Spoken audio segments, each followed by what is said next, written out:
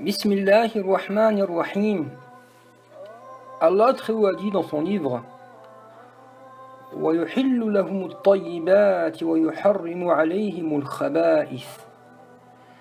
Et il leur rend licite les bonnes choses et leur interdit les mauvaises. Or, le tabac, la cigarette, fait certainement partie des mauvaises choses qui nuisent à la santé et dont l'odeur est nauséabonde. Allah très haut a dit وَلَا تُلْقُوا بِأَيْدِيكُمْ إِلَى التَّهْلُكَةِ. Et ne vous jetez pas par vos propres mains dans la destruction. Il est unanimement reconnu que le tabac est responsable de maladies destructrices, telles différents cancers, maladies cardiovasculaires, troubles respiratoires chroniques, problèmes gastriques et bien d'autres encore. Allah très haut a dit dans sa parole وَلَا تَقْتُلُوا أَنفُسَكُمْ. Et ne vous tuez pas vous-même. En effet, le tabac tue lentement et progressivement.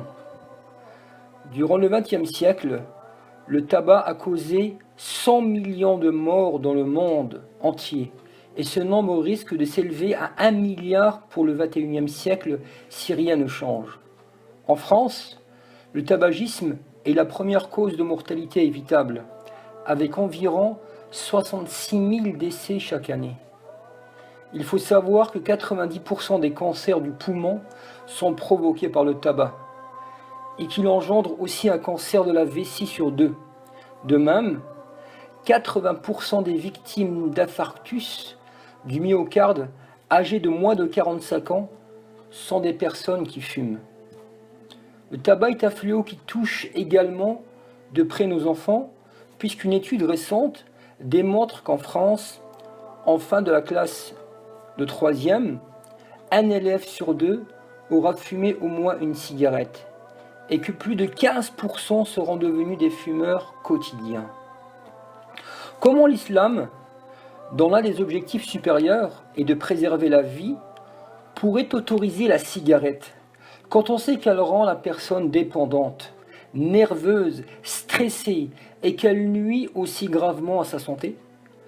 L'Organisation mondiale de la santé classe d'ailleurs la cigarette dans les drogues addictives, dont il est difficile de se débarrasser.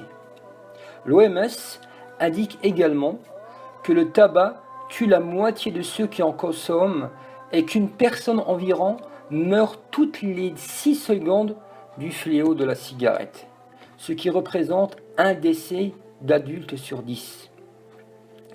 Le prophète de l'islam, sallallahu alayhi wa sallam, nous a enseigné la chose suivante. Ton Seigneur a un droit sur toi, ton corps a un droit sur toi, et ta famille, ton épouse, a un droit sur toi. Alors accorde à chacun son droit. Ce hadith est rapporté par Al-Bukhari. Enfin, on peut aussi citer le coût exorbitant du paquet de cigarettes, qui pèse lourd dans le budget des fumeurs. Aujourd'hui, pour une personne qui fume un paquet par jour, cela représente un budget mensuel de 210 € par mois, soit 2520 € par an.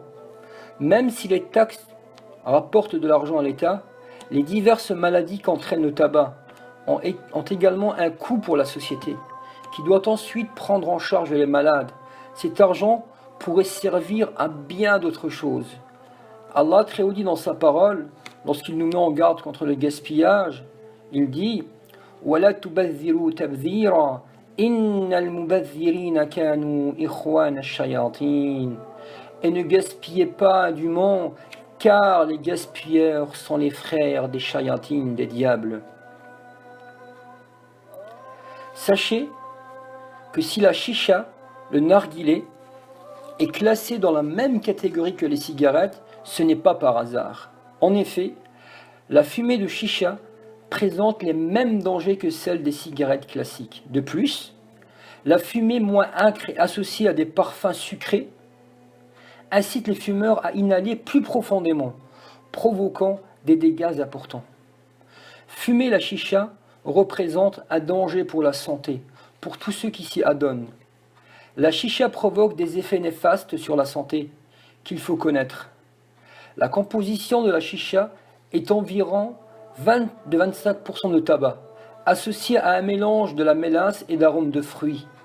La sensation parfumée agréable est trompeuse car les fumeurs de chicha n'ont pas idée de la quantité de produits toxiques inhalés et de leur effet nocif sur la santé. Contrairement aux idées reçues, fumer la chicha est très néfaste pour la santé. Fumer la chicha augmente le risque de cancer, de bronchite chronique ou de problèmes cardiovasculaires. Wallahu al-musta'an. Wassalamu alaikum wa rahmatullah.